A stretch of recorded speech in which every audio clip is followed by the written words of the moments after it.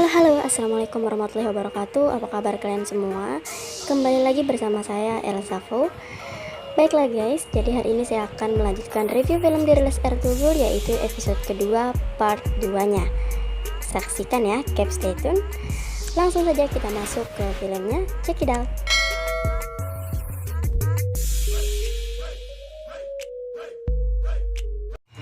Pada scene awal ini, yaitu di perkemahan suku Kai, seorang warga suku Kai sedang mengumumkan tentang karavan yang akan membawa barang dagangan untuk dijual di Aleppo akan segera berangkat.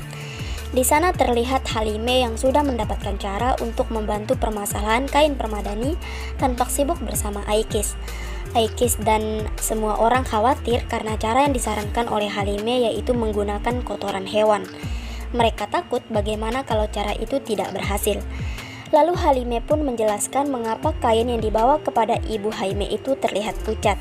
Itu disebabkan oleh warna kain yang dasarnya memang sudah pucat. Maka dari itu mereka harus membuat kain dasarnya itu menjadi putih. Dan kotoran itu ternyata bisa membuat kain tersebut putih seperti salju. Ketika Halime dan Aikis sedang berbincang tentang cara membersihkan kain itu, Halime tiba-tiba bertanya tentang gaun pernikahan Aikis, apakah sudah siap? Aikis mengatakan bahwa gaun pengantinnya itu sudah siap sejak lama. Namun Turgut selalu pergi untuk berperang. Dan tiba-tiba Gokce datang lalu berkata bahwa tidak mudah menjadi istri seorang prajurit, sama seperti dirinya yang sudah bertahun-tahun menunggu Ertugrul. Mendengar hal itu, Halime pun hanya bisa terdiam. Sementara itu di tenda suku Kai, Haime Hanum sedang mengobati Sulaiman Shah sambil membahas tentang upaya penyerangan dan penculikan keluarga Halime tadi malam. Karena penyerangan itu Sulaiman Shah tahu bahwa Numan dan keluarga sangatlah berarti bagi Karatoygar. Karena dari itu Karatoygar akan melakukan berbagai cara untuk mendapatkan mereka. Sehingga ia harus terus bersiaga sampai Ertugrul kembali dari Aleppo. Lalu di sini Haime Hanum tiba-tiba mengatakan jikalau setelah bermigrasi mereka akan mempersiapkan pernikahan untuk Ertugrul. Sulaiman Shah pun terlihat kaget. Lalu ia bertanya siapakah yang akan menjadi calon istri Ertugrul. Dan ternyata Haime Hanum telah memilih Gokce untuk menjadi istri Ertugrul. Kemudian Selcan dengan rencananya ia sedang meyakinkan Gokce bahwa dengan segala kelebihan, kata-kata manis dan juga kecantikan yang Gokce miliki, ia akan mendapatkan Ertugrul. Dan Gokce harus menyingkirkan siapapun yang menghalanginya, seperti yang ia lakukan kepada Gundukdu. Gokce pun harus mendapatkan Ertugrul dan ternyata semua itu ia rencanakan untuk aksi balas dendamnya terhadap Sulaiman Shah yang telah membunuh ayah mereka.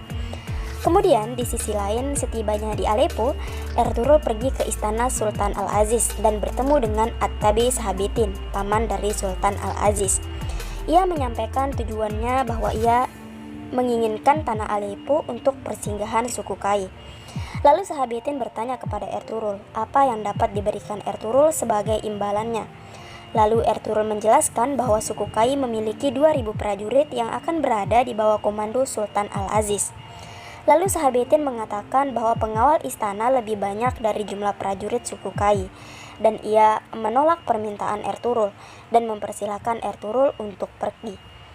Ketika Ertugrul mencoba untuk berbicara, ia malah dipaksa untuk pergi oleh pengawal istana.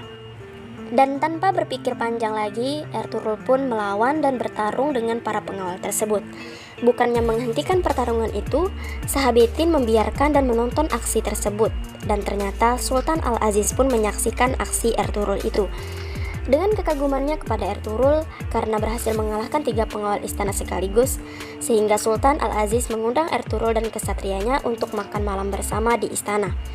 Sementara itu di istana Karatoygar, Kurdolu mengatakan kepada Karatoygar bahwa ia akan menyerahkan Numan, bahkan Sulaiman Shah kepada Karatoygar. Dan ia merencanakan akan merebut karavan dari suku Kai. Kemudian kita kembali ke Aleppo. Ketika Ertugrul dan kesatrianya sedang membersihkan diri, Bamsi, Turgut Dogan, bahkan Ilyas kehilangan senjata mereka.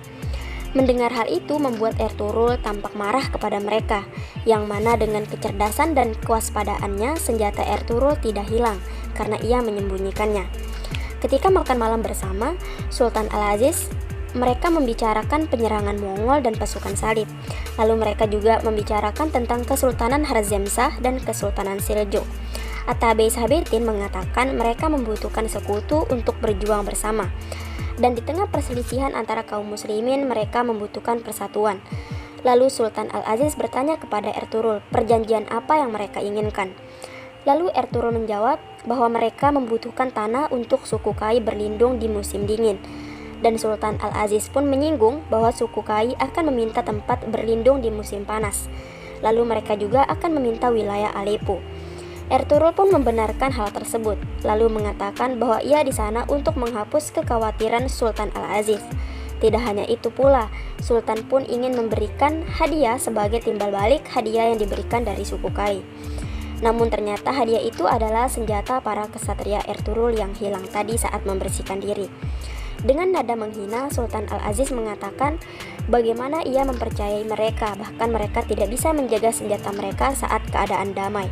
Hal itu membuat Ertugrul tampak marah dan kecewa. Lalu tampak seorang wanita masuk ke dalam sebuah kamar dan menukar lilin beracun dari kamar tersebut, yang mana ternyata kamar itu adalah kamar tempat Ertugrul menginap. Setelah Ertugrul sholat dan memanjatkan doa-doanya, tiba-tiba ia menjadi lemah hingga tidak sadarkan diri. Lalu tiba-tiba ada orang yang masuk ke dalam kamarnya dan menyerangnya. Lalu datang orang lainnya untuk membantu menyerang Ertugrul. Namun ia segera melarikan diri ketika temannya berhasil dikalahkan oleh Ertugrul. Ertugrul pun segera mengejarnya, namun nahasnya Nasir membunuh orang tersebut. Ertugrul tampak marah kepada Nasir yang membunuh orang tersebut karena ia bisa mendapatkan informasi dari orang itu. Karena keributan itu pun, Sultan Al-Aziz datang menanyakan apa yang sebenarnya terjadi di sana. Ertugrul kemudian mengungkapkan kekecewaannya kepada Sultan bahwa ia tidak hanya harus menjaga senjatanya saja di istana, tapi mereka juga harus menjaga nyawa mereka. Sultan yang tampak marah karena kejadian itu menanyakan, siapakah orang itu sebenarnya? Nasir pun mengambil tindakan dan menunjukkan bahwa dia adalah pasukan Templar. Sementara itu, di pasar Aleppo, Titus menanyakan kepada Nasir apa yang dibicarakan di acara makan malam Ertugrul dan Sultan Al-Aziz tadi malam. Nasir pun menjawab bahwa suku Kai meminta tempat berlindung di wilayah Sultan Al-Aziz. Mendengar hal itu, Titus mengatakan kalau suku Kai harus mendapatkan tempat itu. Titus meminta agar menyerahkan tanah kepada suku Kai di perbatasan dengan pasukan Templar. Tidak hanya Ertugrul, ia pun merencanakan untuk menghancurkan suku Kai. Kemudian di suku Kai, Halime yang sedang sibuk membantu mengerjakan permadani diajak oleh Aikis untuk makan siang dan beristirahat. Halime mengatakan bahwa ia akan menyusul Aikis. Tidak lama kemudian Halime pun meninggalkan permadani yang sedang ia kerjakan, lalu menyusul Aikis. Dan terlihat Selcan yang datang dengan diam-diam, lalu mencampurkan sesuatu di permadani yang dikerjakan oleh Halime. Lalu di sisi lain, di istana Aleppo, Ertugrul dipanggil oleh Sultan Al-Aziz ke istananya. Sultan Al-Aziz menyampaikan permintaan maafnya kepada Ertugrul atas kejadian tadi malam dan berjanji akan menemukan dalang dari kejadian tersebut dan memberi mereka hukuman yang setimpal. Tidak hanya itu pula, ia juga mengatakan bahwa mereka akan memberikan tanah kepada suku Kai. Tanah itu berada di perbatasan Sungai Asi. Ertugrul yang mengetahui tempat itu kemudian mengatakan bahwa wilayah itu adalah wilayah yang subur.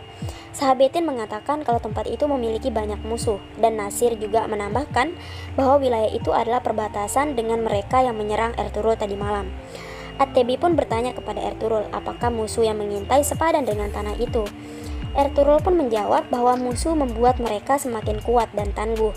Dan juga ia mengatakan bahwa selama ia memiliki sekutu seperti Sultan Al-Aziz, mereka tidak akan ragu untuk menggunakan tubuh mereka sebagai perisai.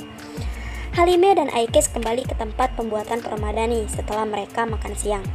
Aikis yang melihat Halime tampak murung bertanya apakah Halime masih memikirkan kata-kata Gokce. Halime kemudian menyangkalnya dan mengatakan mengapa ia harus memikirkannya, itu adalah masalah Ertugrul dan Gokce. Aikis yang masih penasaran tetap menanyakan kepada Halime mengapa Halime melamun sepanjang hari. Halime yang tidak membahas hal itu, ia pun meminta Aikis untuk menyelesaikan tugas mereka. Akhirnya Aikis pun menyerah, tapi ia mengatakan kepada Halime untuk tidak menganggap serius perkataan Gokce dan mengatakan kalau Gokce hanya sedang berhayal. Lalu Halime menghampiri permadaninya. mengetahui kalau ada yang tidak beres dengan permadaninya dan mengatakan kalau satu-satunya yang bisa membuat permadani seperti itu adalah rumput vegar. Lalu Aikis menanyakan siapakah yang bisa melakukan hal itu. Lalu keduanya menoleh ke arah Selcan dan mencurigai bahwa Selcanlah yang melakukannya. Sementara di sisi lain, Gundukdu sedang mempersiapkan untuk karapan mereka. Lalu Kurdolu menghampirinya dan berkata, ini bukanlah ide yang bagus jikalau Gundukdu yang pergi bersama dengan karapan tersebut. Ia beralasan bahwa mereka tidak tahu apa yang akan dilakukan oleh Karatoegar dan juga mengatakan kalau Gundukdu sebagai seorang putra dari Bein dan Ertugrul sedang tidak ada di perkemahan, sedangkan ayahnya Sulaiman Shah sedang sakit, sebaiknya Gundukdu tetap berada di perkemahan. Namun Gundukdu mengatakan bahwa tidak sepantasnya sebagai seorang bey hanya berdiam diri saja di perkemahan, dan semua orang sudah menaruh kepercayaan mereka padanya, sehingga ia wajib menjaga kepercayaan itu. Kalau Karatoegar berbuat macam-macam, ia dan pasukannya akan melakukan hal yang terbaik untuk melawannya. Jaime Hanam yang sedang melihat hasil pekerjaan Halime merasa kecewa. Ia bertanya mengapa kainnya menjadi seperti ini, tapi Halime tidak mengatakan kejadian yang sebenarnya. Ia mengatakan sepertinya kotoran yang digunakan kurang banyak dan ia akan mencobanya lagi. Lalu Jaime Hanam mengatakan bahwa Halime sudah melakukan yang terbaik dan menyuruh Halime melanjutkannya besok pagi. Tapi Halime menolak. Ia mengatakan ia akan terus bekerja, kalau perlu mereka tidak akan tidur sampai besok pagi. Jaime Hanam pun menyetujui dan memberikan kesempatan terakhir kepada Halime. Sedangkan di kastil pasukan Templar, Patricio, pimpinan pasukan itu sedang marah kepada keputusan Titus yang memberikan tanah suku Kai di perbatasan yang dekat dengan mereka, dan meminta Titus supaya hal itu tidak terjadi. Dan di sebuah penjara bawah tanah tampak seorang lelaki tua dan Patricio sedang menghampiri pria itu. Lalu pria itu mengatakan bahwa ia yang dinantikan telah datang dan bertanya kepada Patricio apa kunjungannya karena mimpi buruknya. Patricio pun mengatakan kalau ia sama sekali tidak percaya dengan kata-kata orang Andalusia itu. Yang dimaksud adalah Ibnu Arabi. Lalu Giovanni yang berganti nama sebagai Umar, setelah masuk Islam, ia berkata kepada Patricio bahwa semua yang dikatakan oleh Syekh Ibnu Arabi akan menjadi kenyataan. Mereka akan menyatukan dunia Islam dalam satu kepalan. Dan di kepalan itu, semua rencana Patricio akan dihancurkan. Kemudian scene beralih ke suku Kai. Semua orang di suku Kai sedang berkumpul untuk mengantarkan keberangkatan rombongan karavan. Sulaiman Shah menanyakan semua persiapan untuk perjalanan itu. Lalu menanyakan apakah ada yang kurang pada karavan itu kepada Gundukdu. Namun Jaime Hanam mengatakan ia sedang menunggu Halime dan Aikis. Tidak lama kemudian Halime datang dan Aikis membawa permadani yang sudah mereka kerjakan. Jaime Hanam yang melihat hasil permadani itu tampak sangat puas dan mengatakan bahwa ia belum pernah melihat warna secerah itu. Sulaiman Shah juga terlihat kagum dengan hasil permadani itu dan memerintahkan untuk memasukkannya ke karavan dan memerintah rombongan itu untuk segera berangkat. Setelah keberangkatan karavan, Jaime Hanam memanggil Selcan. Ia mengatakan kepada Selcan bahwa Gokce telah tumbuh dewasa dan menjadi gadis yang cantik. Sudah waktunya untuk Gokce menikah. Selcan pun mengatakan kalau ia juga sudah memikirkan hal tersebut dan bertanya kepada Jaime Hanam dengan siapa Gokce akan menikah. Jaime Hanam menjawab jika Selcan tidak keberatan, ia akan menikahkan Ertugrul dengan Gokce. Mendengar perkataan itu, Selcan sangat berbahagia karena semuanya sesuai rencana. Tanpa pikir panjang, ia langsung menyetujui hal itu. Ketika Ertugrul sampai di perkemahan, bersama dengan itu pula, rombongan karavan yang dipimpin oleh Gundukdu diserang oleh pasukan Karatoegar. Akankah Gundukdu dan rombongannya berhasil selamat? Tunggu episode selanjutnya ya. Terima kasih sudah menonton.